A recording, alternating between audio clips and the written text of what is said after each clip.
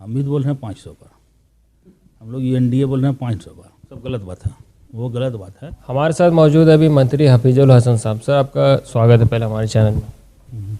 Thank you.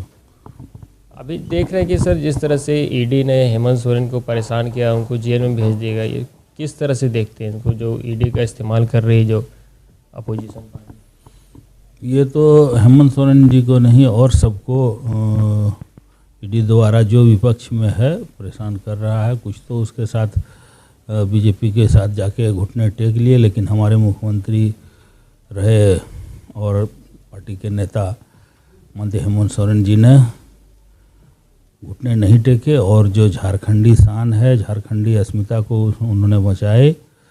और ये बिरसा भगवान और सिद्धू कानू के धरती, जो हमेशा सिद्धू कानू ने पहले लड़ाई जो संथाल विद्रोह यही संथाल परगना से शुरू हुआ था, उनके माटी के लाल ने ये दिखला दिया कि आप मुझे जेल में डालो या कुछ भी करो, मैं आपके सामने झुकने वाला नहीं। सब आपको जान रहे कि आप पहले मंत्री बन चुके थे, उसके बाद आप विधायक बने, लेकिन जो आपकी शुरुआती दौर था मंत्री बनने का सफ़र बचपन से कैसा रहा सर? मंत्री बनने का सफ़र ने ये अचानक हमको मंत्री बनाया गया। इस तरह जब मेरे वालिद साहब का इंतकाल हो गया तो जो एक खालीपन झारखंड में हो गया था, खासकर मुसलमानों के बीच में, तो उस खालीपन को भरने के लिए माननीय गुरुजी के आशीर्वाद से हेमंत बाबू ने मुझे मंत्री बनाया है। उससे पहले तो बहुत लंबी कहानी है और सबके साथ ये रहता है, पढ़ाई किए, फिर ठेकेदारी किए, फिर क्रेशर चलाए, दुकान चलाए, बहुत इतने उम्र में बहुत सारे कुछ काम किए हैं। तो जीवन में जब हैं तो कुछ तो करना पड़ेगा, तो वही कर रहे थे।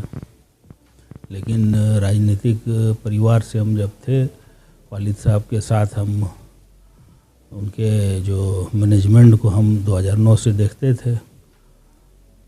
सारा जो प्रोग्राम होता था, सारा इंतजाम, बूथ मैनेजमेंट, कार्यकर्ताओं को सारा इंतजाम देना, वो करते थे हम साथ में। अभी लोकसभा के लिए बीजेपी ने अपने प्रत्याशियों के नाम सामने किए हैं, तो जेएमएम और कांग्रेस में क्या सीट शेयरिंग को लेकर क्या हो कि कौन कितने सीट? शेयरिंग हो चुका है हम लोग का, बहुत जल्दी अब घोषणा भी हो जाएगा 2-3 दिन में कि कौन सीट किसको मिल रहा है। सीट शेयरिंग हो गया कि कांग्रेस कितना में लड़ेगा और जेएमएम कितना में लड़ेगा। अब सिर्फ कैंडिडेट का घोषणा करना है, 2-3 दिन में वो भी हो जाएगा।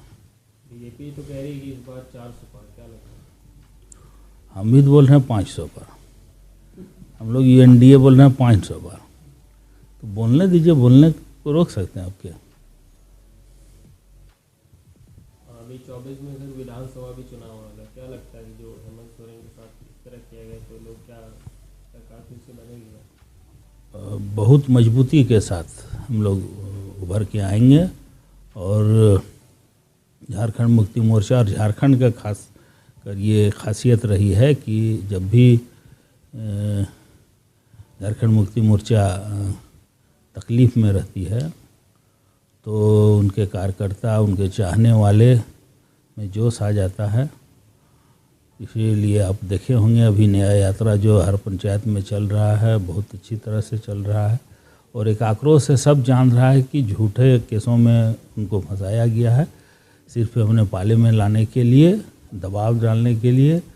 और झारखंड में जो तेज़ी से काम चल रहा था, जो हेमंत बाबू ने किए हैं, जिस तरह अबू आवास, जब हमको केंद्र सरकार ने पैसा नहीं दिया प्रधानमंत्री आवास, तो हमारे मुख्यमंत्री उस वक्त हेमंत सोरेन जी ने अबू आवास योजना नया निकाले।